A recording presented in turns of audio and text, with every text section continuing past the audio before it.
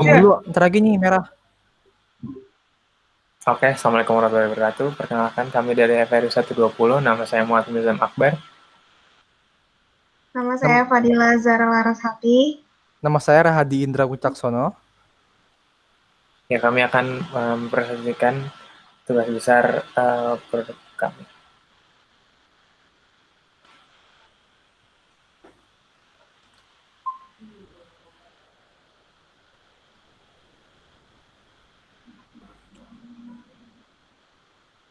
Oke.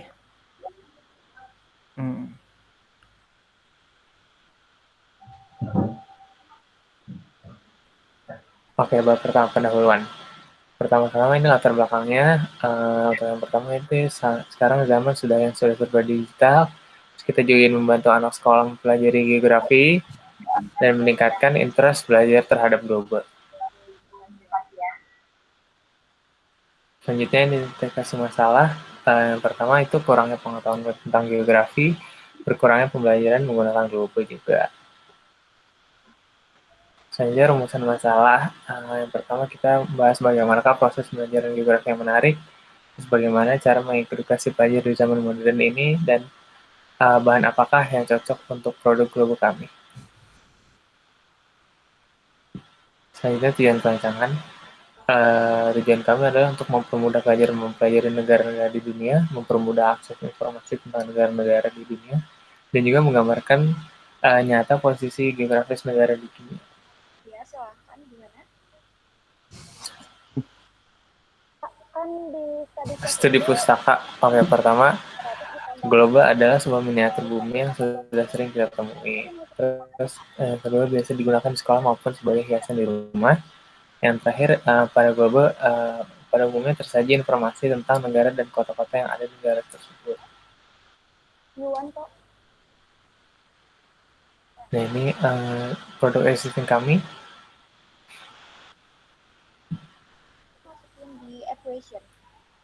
Yang pertama, kita membahas soal material. Kita masih sering menemukan material yang masih kurang tahan lama. Dua, fitur yang kurang interaktif di zaman modern ini. Ketiga, desain global yang sudah lama ini gitu-gitu aja dan tidak pernah berubah. Bisa lihat di modul yang full ya, di sana sudah ada semua. Kalian masukin. Selanjutnya metodologi perancangan GloPro. Yang pertama, menyusun latar belakang, merumuskan masalah, menyusun tujuan dan manfaat. Yang kedua, mengidentifikasikan peluang pengembangan produk, kebutuhan produk, dan spesifikasi produk. Yang ketiga, menganalisa konsep generation dan konsep selection. Next. Yang keempat, menyusun arsitektur produk. Yang kelima, memilih material yang tepat untuk setiap komponennya. Yang keenam, membuat concurrent engineering. Dan yang terakhir, merancang produk supaya produk aman digunakan. Selanjutnya adalah proses planning, yaitu mengidentifikasikan kebutuhan konsumen. Pada proses planning, langkah pertama itu melakukan recap need statement. Berikut merupakan need statement-nya. Next. Yang kedua, melakukan WAP. Berikut merupakan pertanyaan kuesioner tingkat kepuasan. Next. Dan selanjutnya merupakan pertanyaan kuesioner untuk tingkat kepentingannya. Setelah itu, kita merekap kuesioner tingkat kepuasan kepentingan produk GloPro yang telah didapatkan dari 45 responden. Berikut merupakan WAP untuk tingkat kepuasan. Tujuannya untuk mengetahui seberapa tingkat kepuasan produk tersebut kepada customer yang menggunakan produk GloPro. Yang ini adalah tabel untuk WAP tingkat kepentingan. Fungsinya sama seperti WAP tingkat kepuasan. Selanjutnya adalah matriks Klein Grid. Terdapat 4 jenis klasifikasi kebutuhan pelanggan, yaitu aspek, high impact, low impact, dan hidden impact. Dari matriks Klein-Grid ini dapat diambil kesimpulan yaitu V5 dan V9 merupakan aspek expected. Yang selanjutnya V4 dan V7 masuk ke dalam aspek high impact. Untuk V2 dan V8 merupakan aspek low impact. Dan untuk V1, V2, V6, dan V10 masuk ke dalam aspek hidden. Berikut merupakan spesifikasi produk. Tabel tersebut menjelaskan satuan serta tingkat kesulitan dari tiap-tiap metrik yang ada. Untuk tabel tersebut didukung oleh value dan unit. Nah,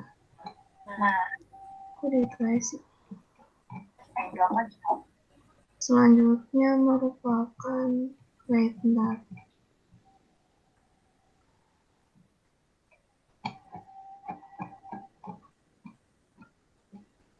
Nah, itu kan tinggal masukin sekian kata saja ya, jadi pengerjaannya lebih enak kalau kalian screenshot ya. Buat yang lain juga gitu ya. Kalau kalian udah tinggal lihat Ini merupakan planning matrix.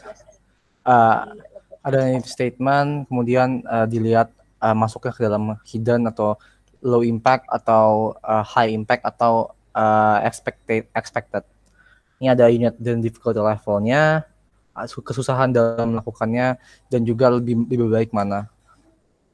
Terus ada house of quality, ada 6 bagian, yaitu need statement, planning matrix, technical response, interrelationship, technical correlation, dan target matrix.